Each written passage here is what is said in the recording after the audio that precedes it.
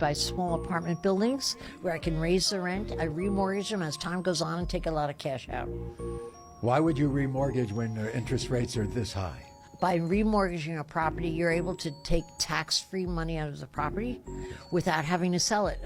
I don't think I've ever sold a property. I just like to buy them and hold them. This is actually a great strategy for you to build your real estate portfolio. You probably want to start with a single family home, test the waters first, before you go into multifamily. Let's go to the whiteboard and explain you exactly how it works. Let's assume that you bought your first commercial property. So let's say it's 4 units and you bought it for $500,000. After rehab and the work that you've done to it, let's assume that the appraised value is $1 million.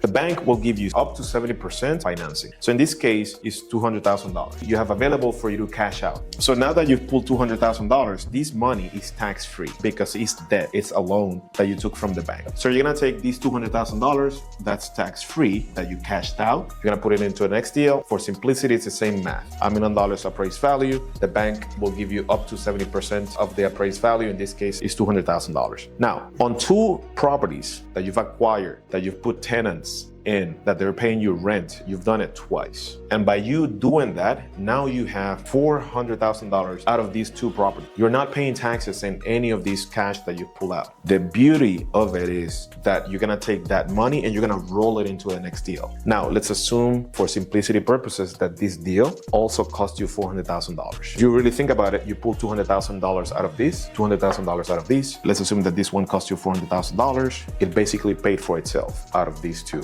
deals. This is how you work real estate. You grow your portfolio by leveraging, utilizing other people's money. Now, you want to make sure that you know what you're doing. You need to understand how taxes work, how debt works. So you have to develop expertise. Make sure that you're not taking on risk that you don't understand. But once you understand how risk works, then go for it.